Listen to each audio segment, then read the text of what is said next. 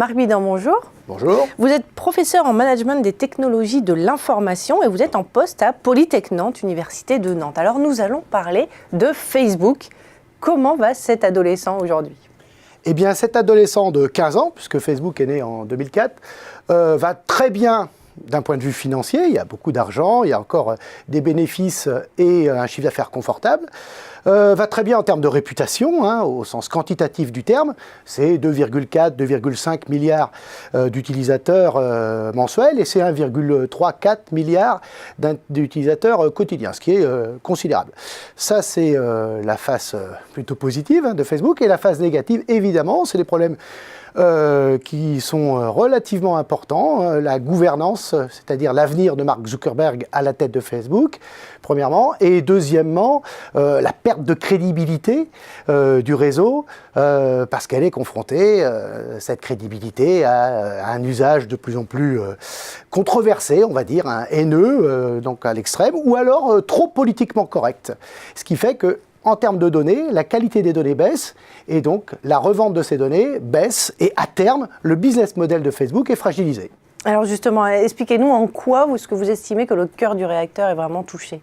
Eh bien, le cœur du réacteur, c'est effectivement une bonne expression. Le cœur du réacteur de Facebook, comme beaucoup d'autres réseaux sociaux de cette taille, c'est de collecter des données auprès des utilisateurs qui ne sont pas des clients, donc qui ont finalement très peu de droits sur les données qu'ils mettent à disposition du réseau. Donc collecter des données et les revendre, les travailler avec des algorithmes et donc ce qu'on appelle les monétiser, c'est-à-dire les revendre. Les revendre pourquoi ? Pour en fait capter des entreprises et leur proposer une publicité ciblée. Voilà. Et le cœur du réacteur est touché parce que plus les données collectées sont de qualité, plus je vais les revendre, par exemple à Wish, cher.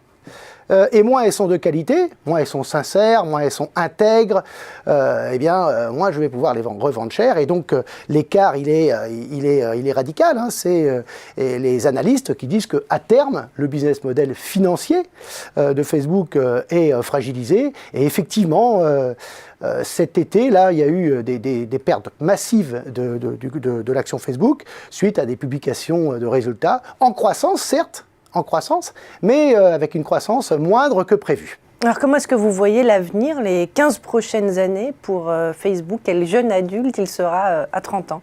Alors, s'il existe encore.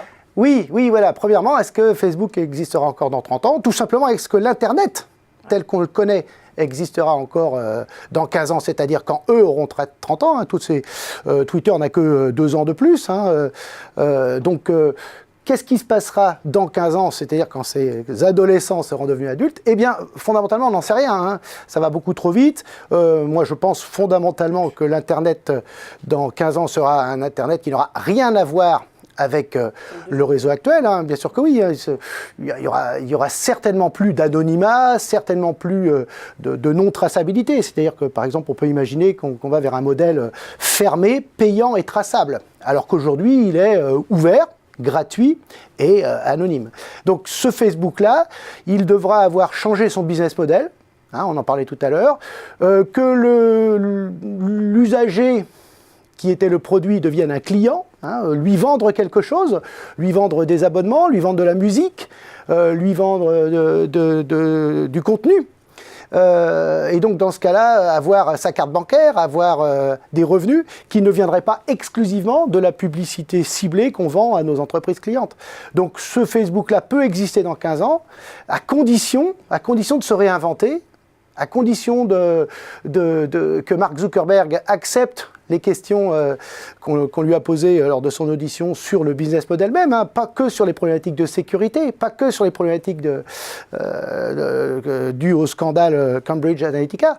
Oui, effectivement, Facebook doit être plus sérieux, plus robuste dans la protection des données personnelles. Et s'il arrive à protéger ces données personnelles, alors effectivement, il pourra les revendre ou tout simplement les monétiser avec face à lui des clients et non plus des produits. Une évolution à suivre donc. Merci Marc Bidan d'être venu sur ce plateau. Merci beaucoup.